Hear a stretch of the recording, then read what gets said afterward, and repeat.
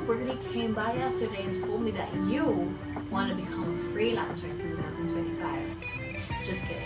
A lot of you has been messaging and commenting on my TikTok account saying that you want to become a freelancer, but you just don't know where to start. That is why, guys, I got you. And a little bit of disclaimer, guys, I am very sick. You will be hearing a lot of voice cracks. You listen and you don't judge. So let me finally welcome you guys to our 2025 How to Become a Freelancer Ultimate Step-by-Step Guide. And if you have like a little time, if you're a student, you have a 9-to-5 job, this is definitely perfect for you because I designed it to be that way. So hi everyone, I'm Cepillo, your local babe with a crazy life. I am a 19-year-old student freelancer here in the Philippines. I study in the University of the Philippines, Diliman, and I'm currently working as a digital marketer here also in the Philippines as a freelancer. So, how can you become a freelancer? I'm going to introduce you to the method. So we will be learning what is freelancing, what freelancing can you do, up to how you can get clients and retain them. So before we proceed to step number 1, we first need to get to know step 0. What is freelancing, and is freelancing even for you? Okay.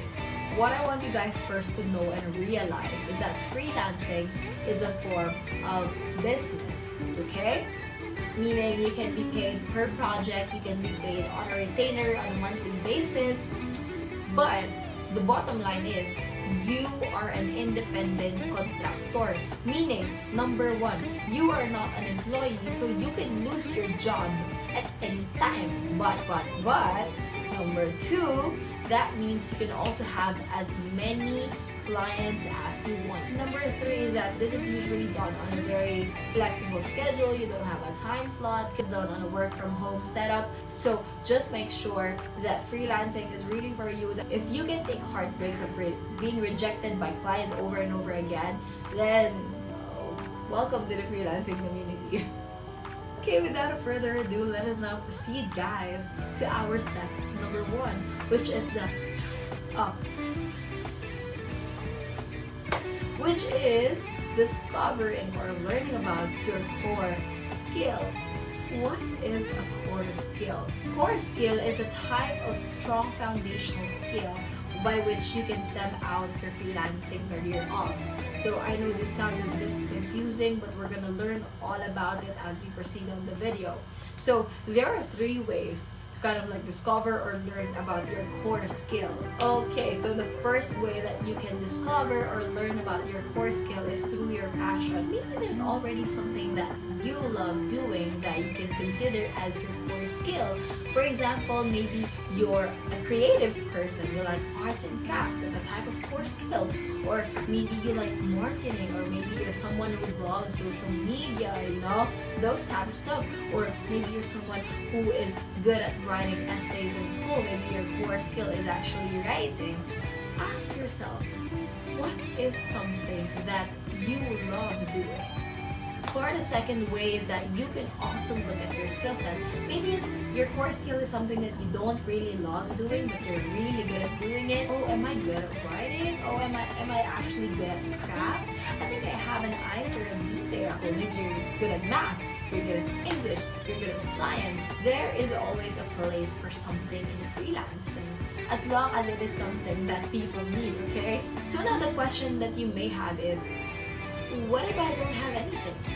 What if you're not good at anything? Or what if you don't love anything? I seriously doubt that, but if you're down that road, that's completely okay, because I got you, girl.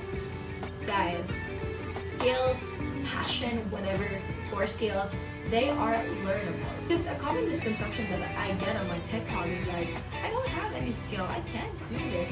Girlie, what you have is potential. What you have is time.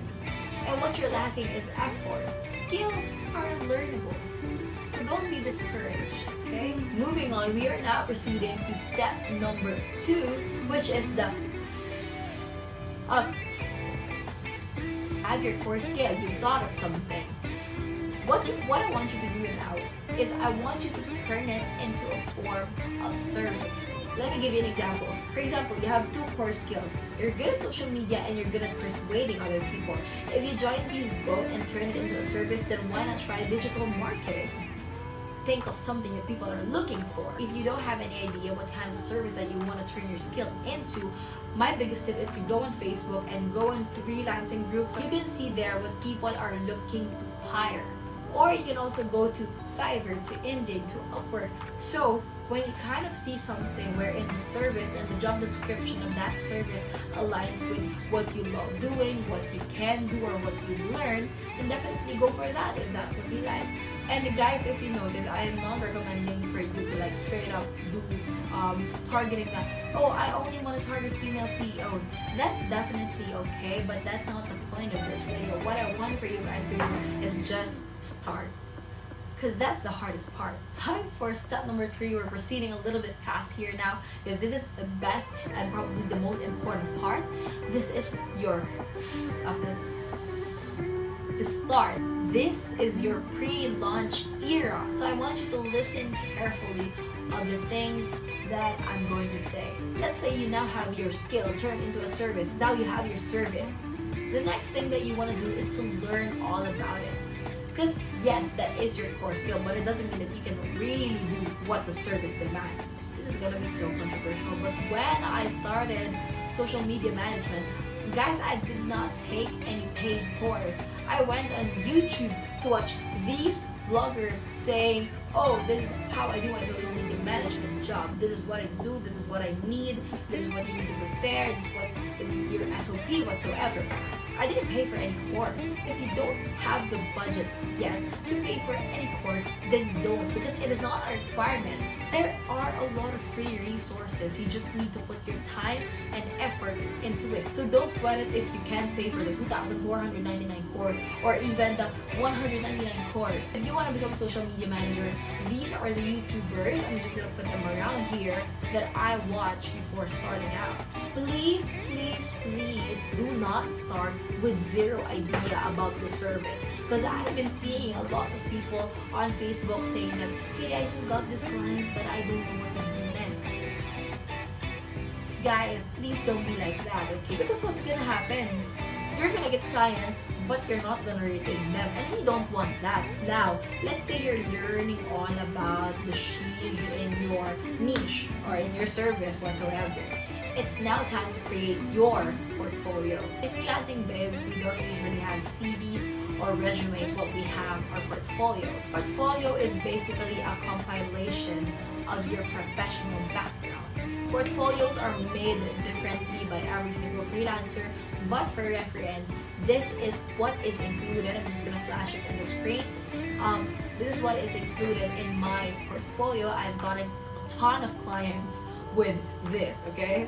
But basically for me, the main things that you need to have in your portfolio is basically your samples, a range of what you can do, testimonials if you have them, and of course your contact page. This can be done in any way: a PPT, a website, even a Google Drive. After you're done with it, it's now time to set up your digital profile.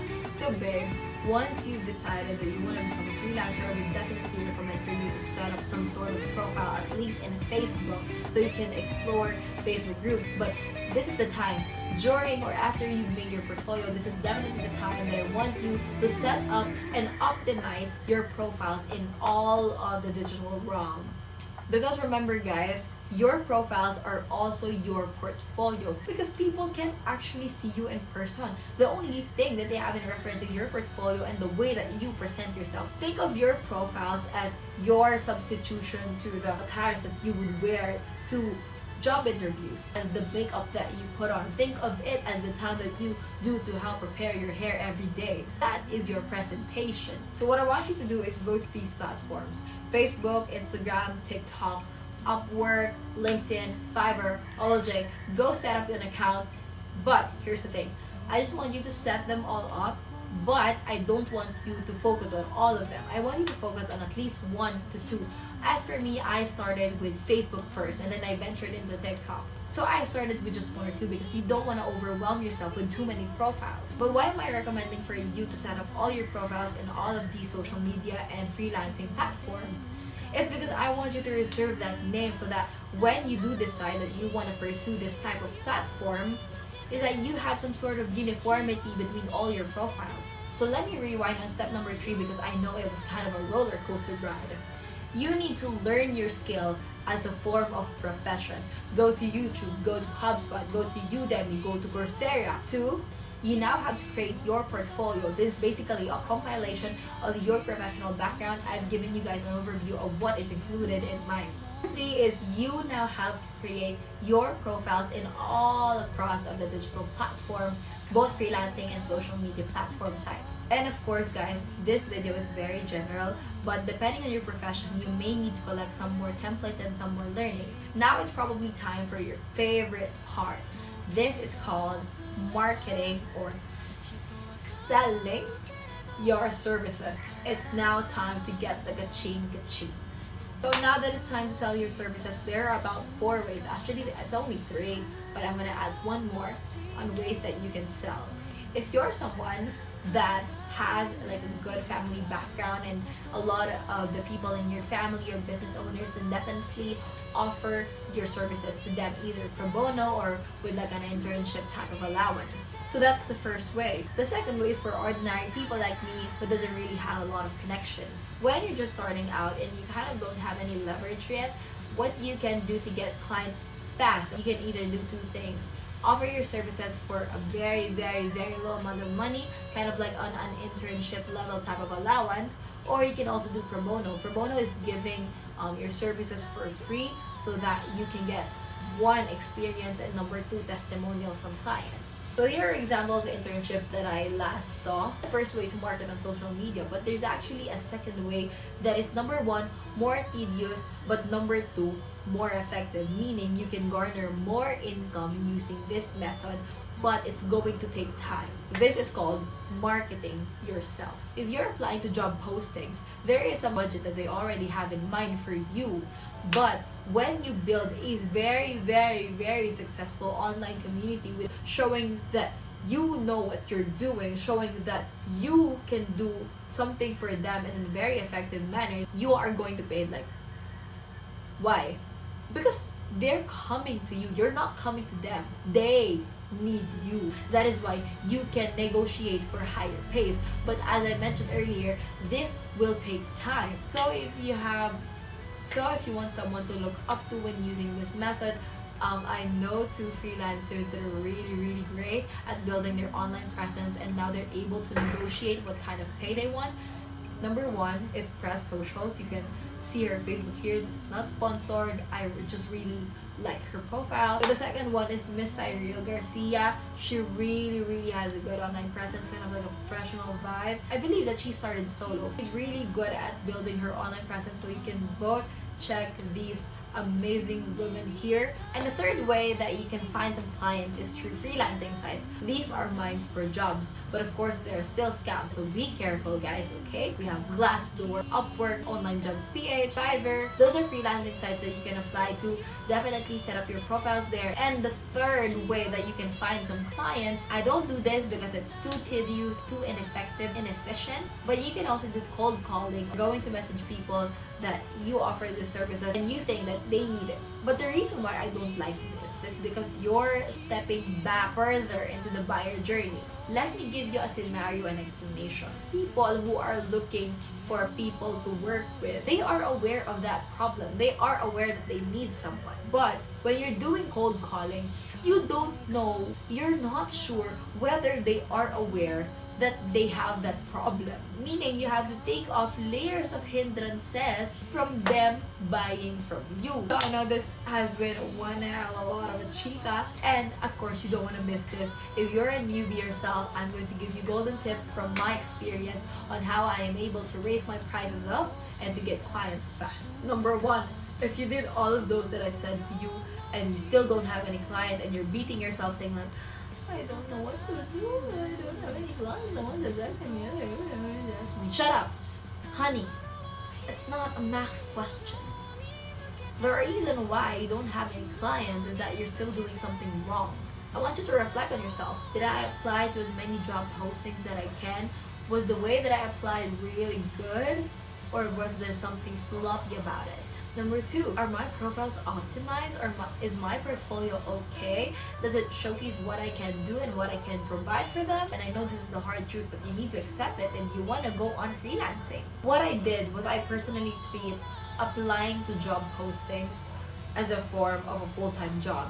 The reason why I was able to get clients fast is that number 1, I was fast. I grab opportunities fast. I'm always online. And number 2, I applied to like 10 to 20 applications or job posting each day before I got a client. So if you keep being rejected, honey, they are not the problem. Sometimes they are. I'm so sorry for this. You have to recheck your portfolio. Are you applying to as many? Is your profile optimized? Double, triple, maybe quadruple check. Because freelancing is not for the weak, guys. If freelancing was easy, then everybody would do it. The competition is very, very stiff, so stand out in any way that you can. Be yourself and showcase what you can do, and make sure that you deliver that message as clear as possible. Try everything. I don't care how many times you fail, you are gonna get that bag. But the important thing here is just start. After that, you've got an awfully long ride to go, but at least your vehicle is now starting and going. And let this be a slap of reality to all of you guys. No matter how many YouTube videos you watch, no matter how many courses you take, how many paid courses you pay, hun, it ain't gonna do work for you. So you better get up, start writing your goals, and start doing actual work. So hi everyone, I'm Cepillo, your local babe with a crazy life.